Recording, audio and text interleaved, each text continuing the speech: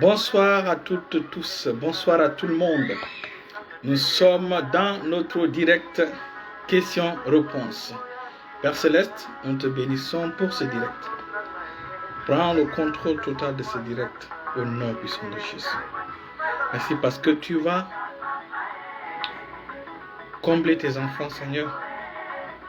Merci parce que tu vas étancher leur soif. Merci parce que ta parole viendra avec puissance pour régler ce qu'il y a à régler dans nos vies au nom de Jésus. Dans le beau et puissant nom de Jésus, nous allons prier. Alléluia. Alléluia. Alléluia. Merci Seigneur. Gloire à toi Seigneur.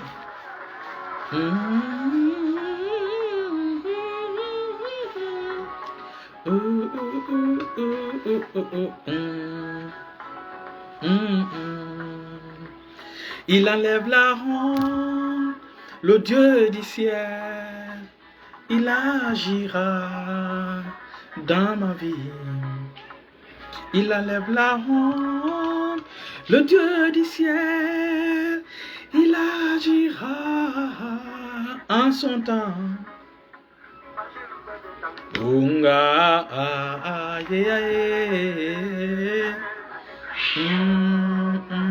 Alléluia, nous sommes dans notre direct de questions-réponses. Alors, comme j'ai dit, aujourd'hui nous allons régler certaines choses afin que le peuple de Dieu, ou surtout la jeunesse chrétienne, soit établie dans la parole de Dieu.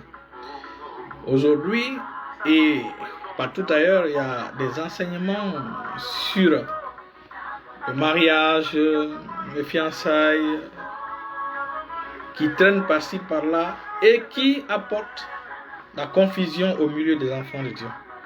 Et donc, nous, notre responsabilité aujourd'hui, c'est d'établir la vérité de la parole de Dieu, afin que les chrétiens puissent suivre la sagesse de Dieu et non la sagesse de ce monde. Alléluia. Donc, c'est la raison pour laquelle je fais ce direct au sujet de certaines doctrines enseignées par Gédéon de la Tchétchouva, afin que le peuple de Dieu ne soit pas, surtout que nous sommes vers la fin des temps, ne soit pas détourné par des doctrines mensongères. Alléluia.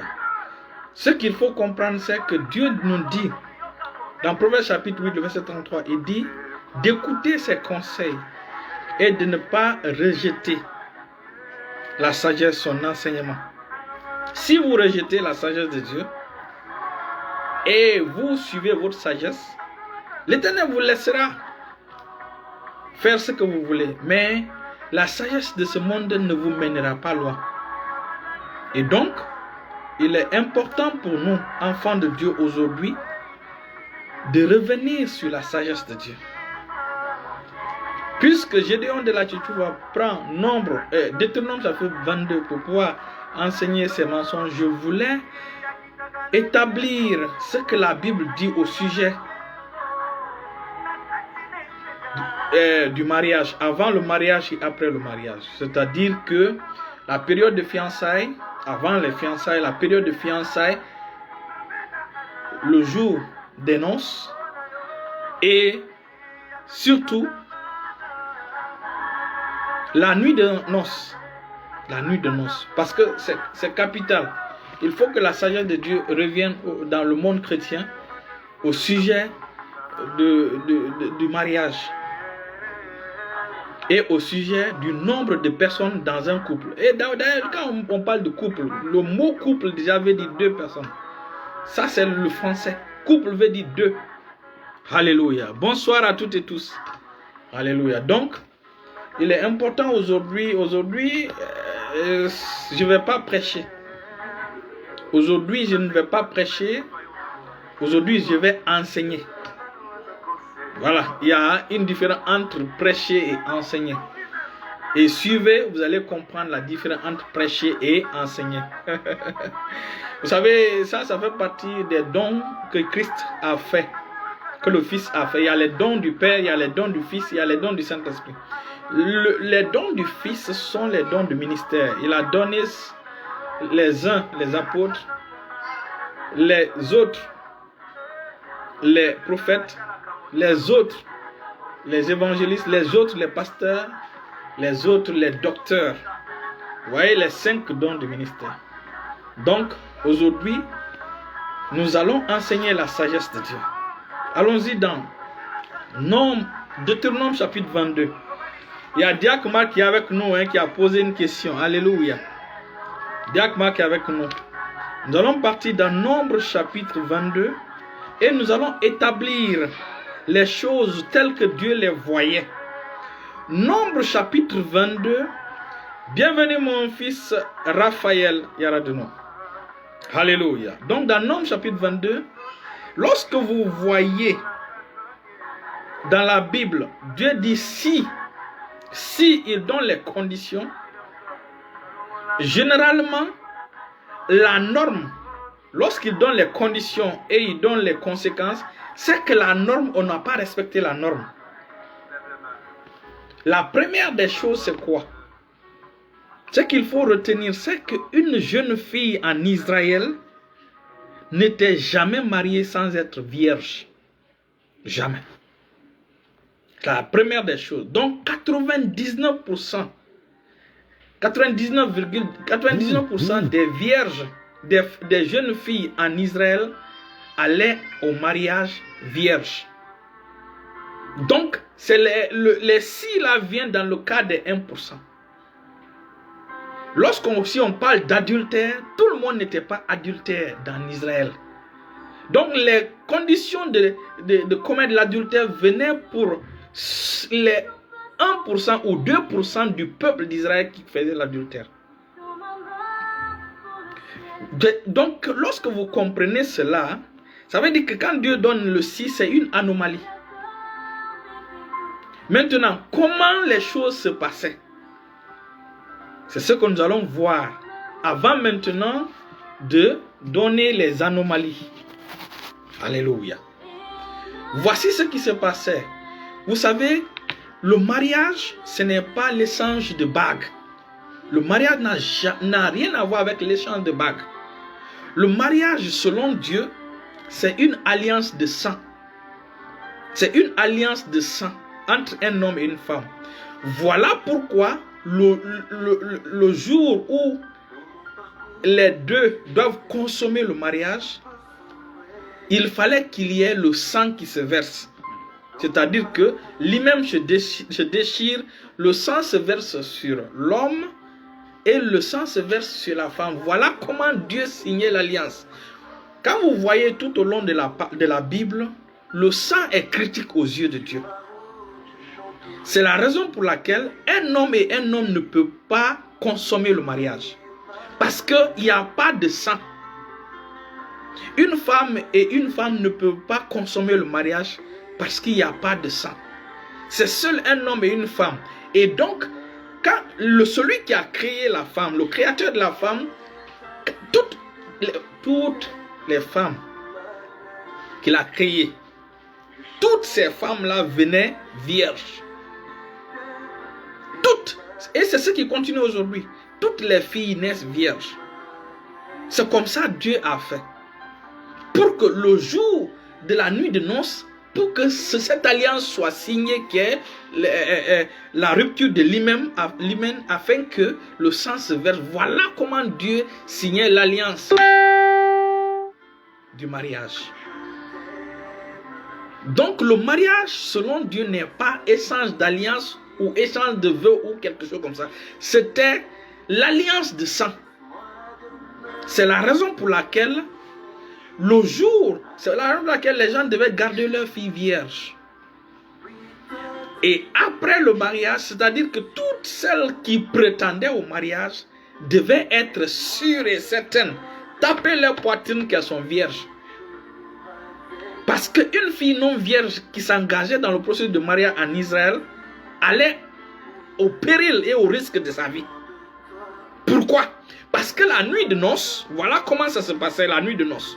La nuit de noces, il y avait un prêtre on fabriquait un coin où les deux pouvaient faire le premier rapprochement sexuel. On mettait un drap blanc.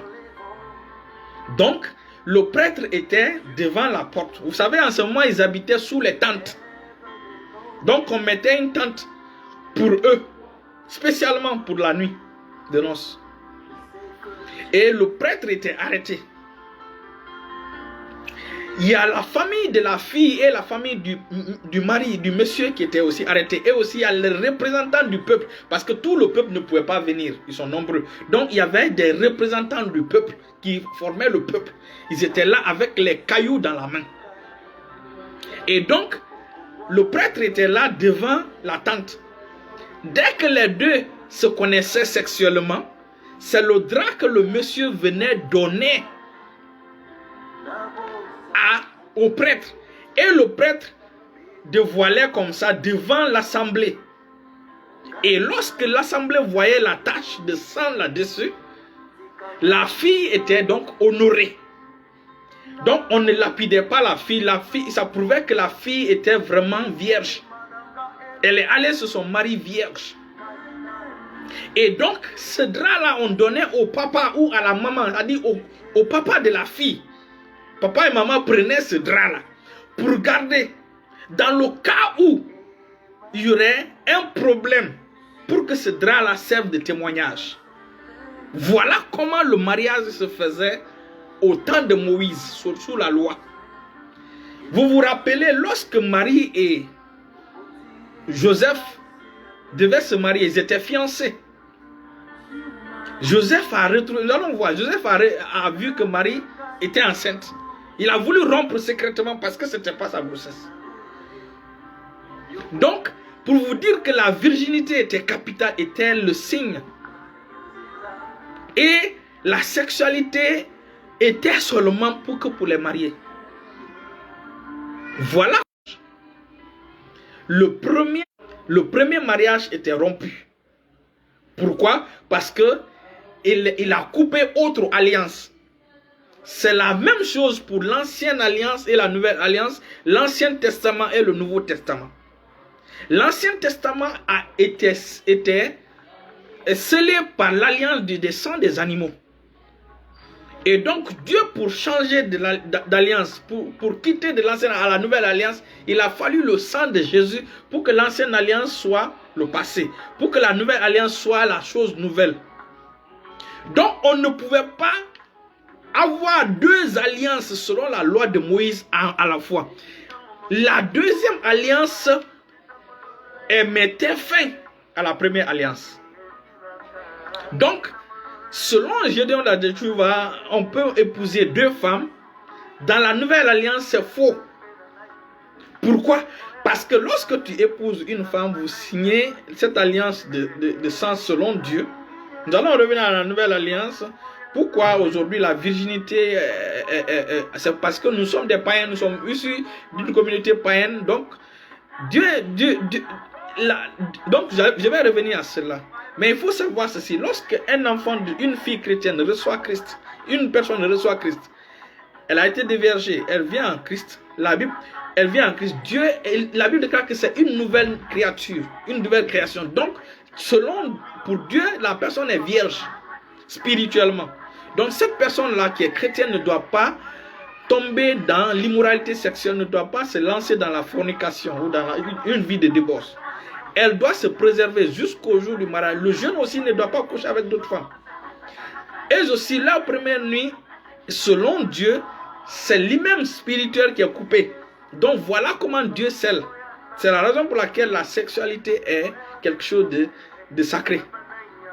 Donc on revient maintenant à Nombre chapitre 22 pour que vous puissiez comprendre les cas spécifiques qui venaient ici. Alléluia.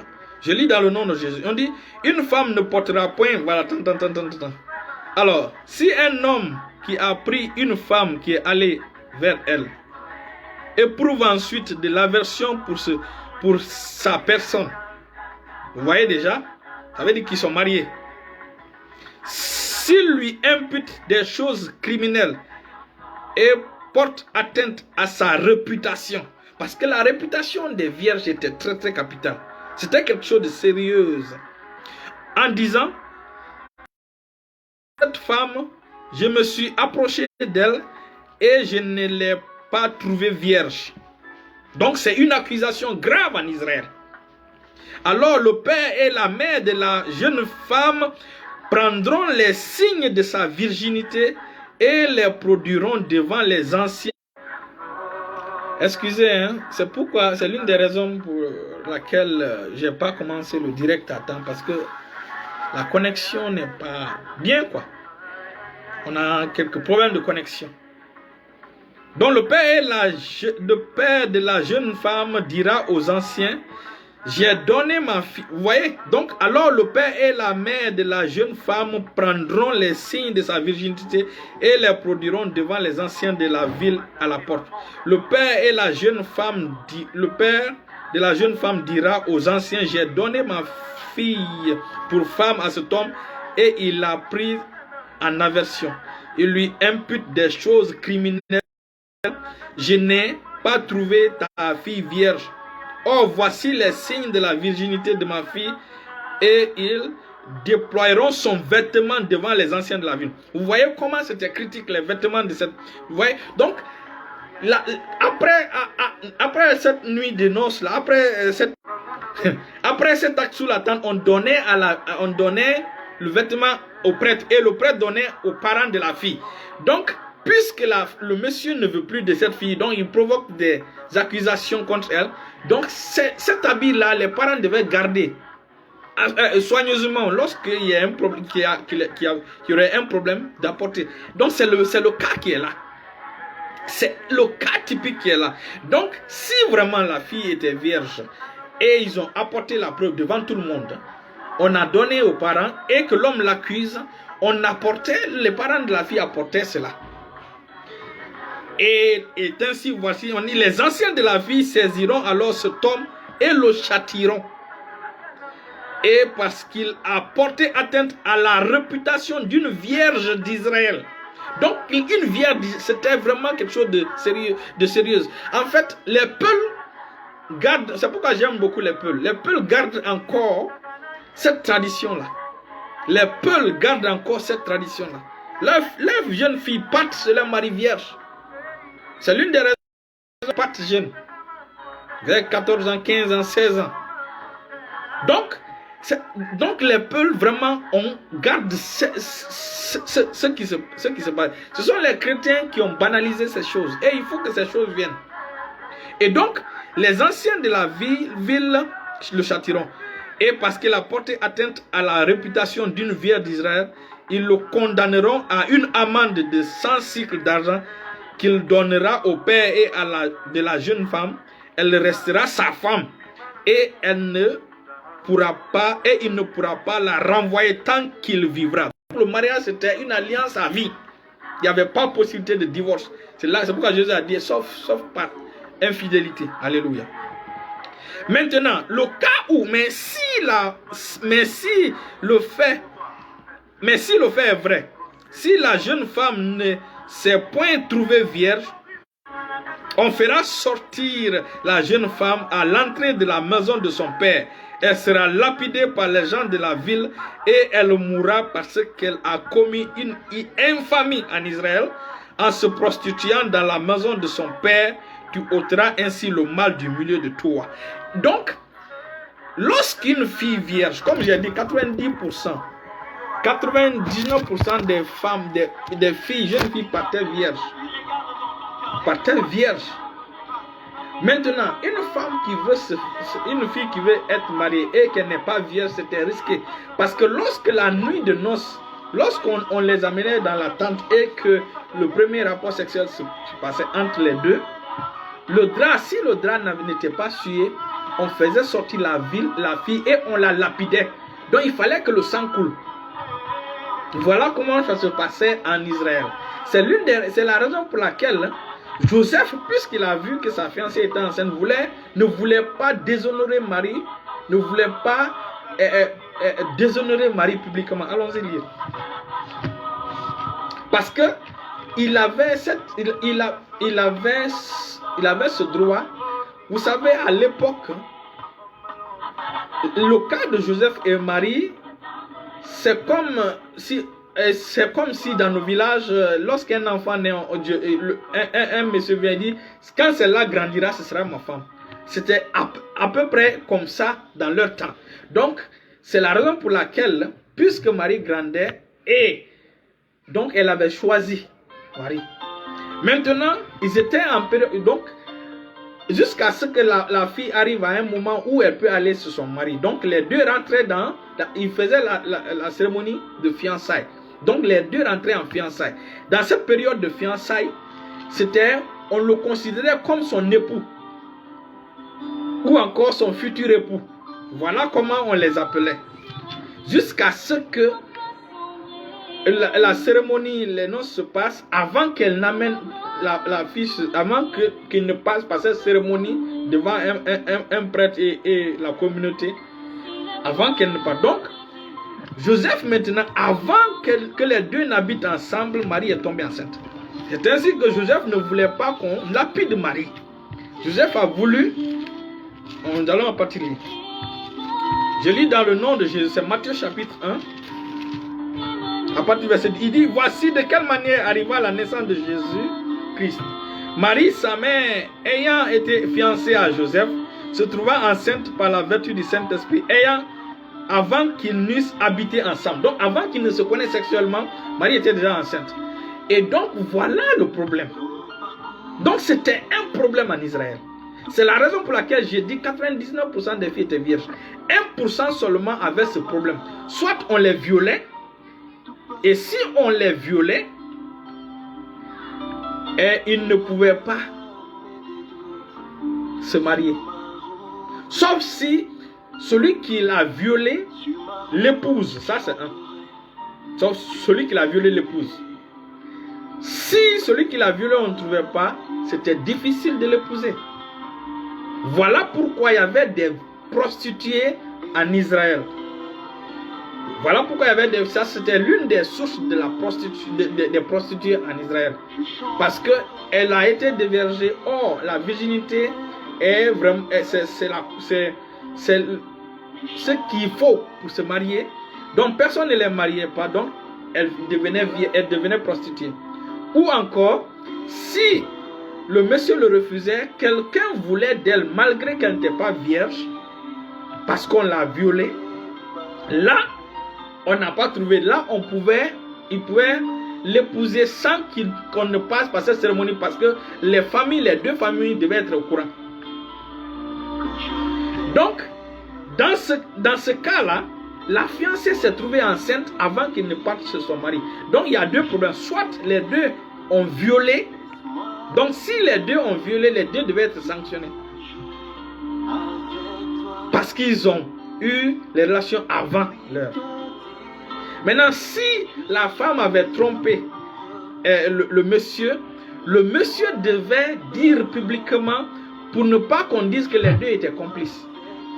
Mais ici, Joseph ne voulait pas que Marie soit humiliée. Donc, Joseph voulait se séparer secrètement. Et donc, maintenant, c'est à Marie de se justifier. Gloire à Dieu. Il dit, Joseph, son époux. Ici, le mot époux, c'est Aner. Aner veut dire mari, Aner veut dire futur époux, Aner veut dire époux. Joseph, son époux, qui était un homme de bien et qui ne voulait pas la diffamer, se proposa de rompre secrètement avec elle. Comme il s'y pensait, voici un ange du Seigneur lui apparut en songe et dit, Joseph, fils de David, ne crains pas de prendre avec toi Marie, ta femme, car l'enfant qu'elle a conçu vient du Saint-Esprit. Elle enfantera un fils et tu lui donneras le nom de Jésus. C'est lui qui sauvera son peuple de ses péchés. Voilà comment ça s'est passé. Joseph s'étant réveillé, fit ce que l'ange avait dit. Vous voyez, donc Joseph était un homme spirituel. Joseph avait compris et Joseph a fait.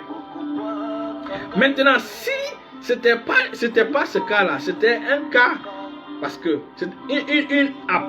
si c'était un autre cas où la vierge s'est trouvée enceinte sans l'intervention du Saint-Esprit, parce que ça s'est arrivé qu'une seule fois. Donc la fille devait être présentée publiquement et on devait faire ce que la loi exigeait. Et vous connaissez. Nous allons revenir sur les conditions pour lapider quelqu'un dans un autre direct. Donc, dans ce passage, on comprend que la voie normale est que la fille devait aller vierge, l'homme devait aller vierge. Maintenant, une fille qui ne partait pas vierge par négociation entre lui et l'homme, parce qu'il pouvait arriver, c'est ainsi que Moïse dit. On revient maintenant à Nom chapitre 22 pour voir le deuxième cas. C'est ainsi que Moïse dit. Dieu dit à Moïse, mais si le fait est vrai, si la jeune femme ne s'est point trouvée vierge, on fera sortir la jeune femme à l'entrée de la maison de son père. Elle sera lapidée par les gens de la ville et elle mourra parce qu'elle a commis une infamie en Israël en se prostituant dans la maison de son père. Tu ôteras ainsi le mal du milieu de toi. Vous voyez?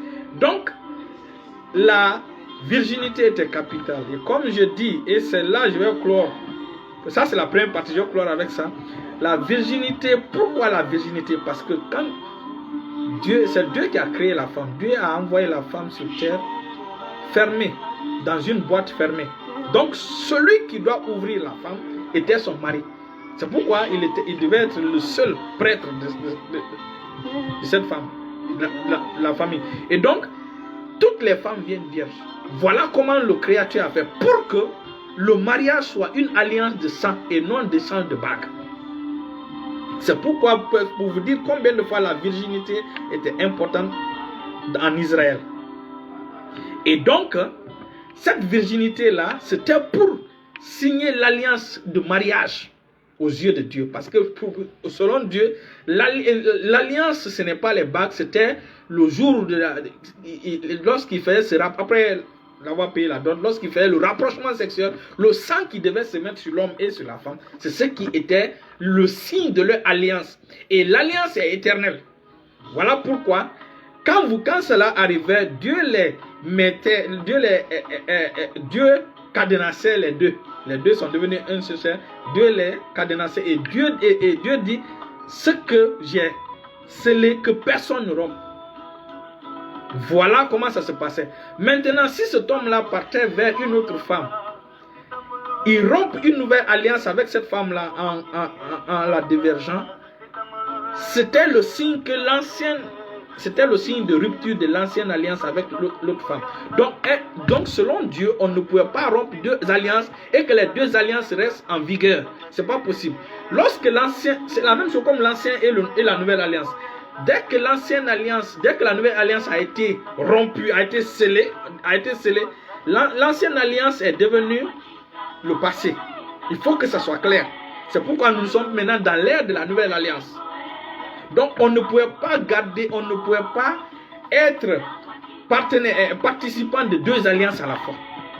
Donc cela prouve que aux yeux de Dieu, on ne devait pas avoir deux femmes. On ne devait pas avoir deux femmes. Donc aujourd'hui, voilà ce qu'on pouvait dire par rapport. Même ça, c'est la première partie. La deuxième partie, nous allons revenir pour. La sexualité, la sexualité est une bonne chose. Dieu a créé la sexualité pour le mariage, pas pour les gens qui ne sont pas mariés. On appelle ça l'impudicité. On appelle ça la fornication.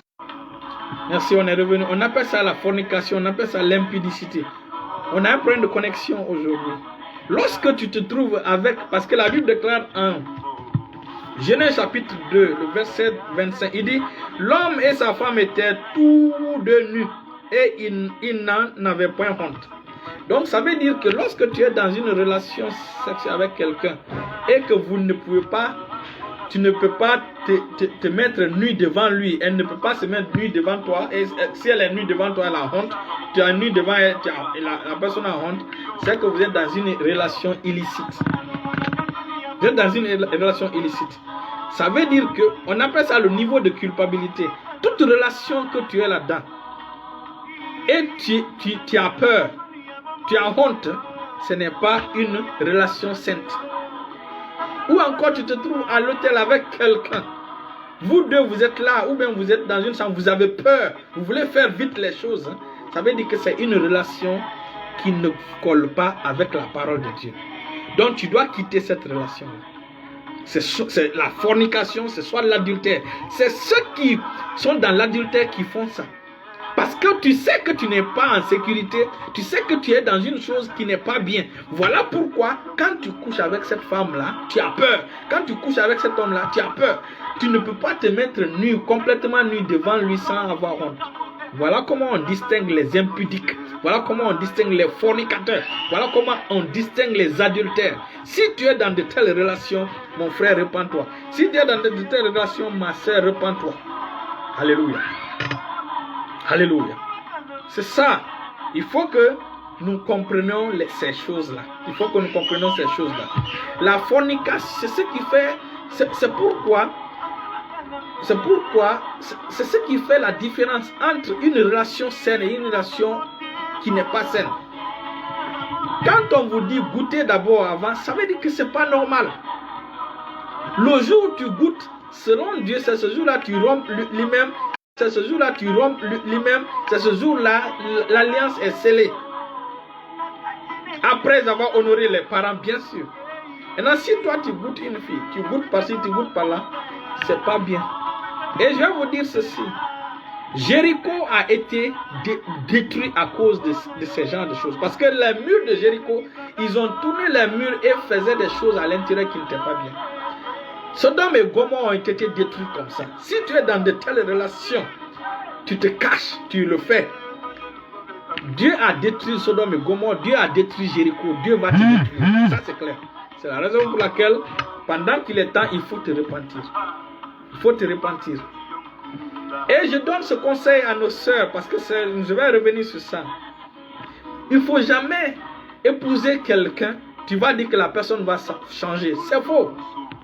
Moi, je ne vais jamais rabaisser ma valeur pour épouser quelqu'un qui ne veut pas, qui rejette la loi de Dieu, la sagesse de Dieu. Quelqu'un qui t'a épousé, tu t'es dévalorisé devant lui, il t'a épousé pour te gagner. Il va changer pour te garder, jamais. Il va jamais. Il t'a eu avec une petite valeur. Tu t'es vendu moins cher. C'est-à-dire que tu es allé moins cher chez lui. Il ne va pas changer à cause. Il ne va pas changer à cause de ça. Les filles doivent se respecter. Les filles doivent s'honorer. Les filles doivent. Une personne que si tu ne t'accordes pas la valeur, c'est là que tu vas te diminuer pour que quelqu'un t'épouse avec sa moralité basse. N'acceptez pas. La sexualité, c'est seulement dans le mariage. N'acceptez pas avoir la sexualité avant le mariage. Quand vous faites la sexualité avant le mariage, tu t'es dévalorisé, tu t'es rabaissé. Et quand tu rentreras dans ce mariage, ton mari ne te fera plus confiance, ta femme ne te fera plus confiance. Il faut vous garder pur jusqu'au jour du mariage. Il faut vous garder pur. Et nous sommes dans un monde où les fiançailles peuvent se rompre. Le gars va te connaître sexuellement et il ne va pas t'épouser. Qui aura la honte? Donc, ne change pas les normes que Christ a données. Donc, comme je dis, ne change pas les normes que Christ a données pour épouser quelqu'un. La personne doit être ramenée à cette norme-là et montrer ses preuves pendant un long temps avant que tu ne t'associes avec cette personne. Voilà ce conseil que je donne à nos soeurs. Voilà pourquoi aujourd'hui vous rentrez en relation avec quelqu'un, finalement vous vous retrouvez seul. Je ne parle pas de ceux qui étaient dans une relation, ça s'est gâté avant de connaître Christ. Je parle de nos soeurs en Christ. Alléluia. Je vais me limiter à cause de la qualité de la connexion. Et nous allons revenir jeudi pour entrer en détail, pour que le peuple de Dieu soit édifié de la bonne manière de faire les choses. La sexualité est critique, c'est seulement pour un homme et une femme. Et Dieu dit les deux sont un. Que personne donc ne sait pas ce que Dieu a uni. Que personne donc ne sait pas ce que Dieu a uni. Ça veut dire que Dieu n'unit pas tout le monde. Ce que Dieu a uni, il reste uni jusqu'à la mort. Les alliances, c'est jusqu'à la mort. Donc, La seule condition pour rompre cette alliance, c'est l'adultère selon Dieu. Tant que la fille n'a pas commis l'adultère, l'homme n'a pas commis l'adultère, si tu quittes cette relation-là, tu es en train tu es dans la fornication. Donc, tant que le monsieur n'a pas... Il peut arriver, c'est-à-dire que le monsieur soit violent ou que ce n'est pas la raison pour divorcer. Vous pouvez vous séparer. Tu vas chez tes parents pour au moins observer pendant 3 mois, 6 mois, 1 an, si vous pouvez vous réconcilier. Si vous ne pouvez pas vous réconcilier, tant que le monsieur n'a pas commis l'adultère, tu ne dois pas rompre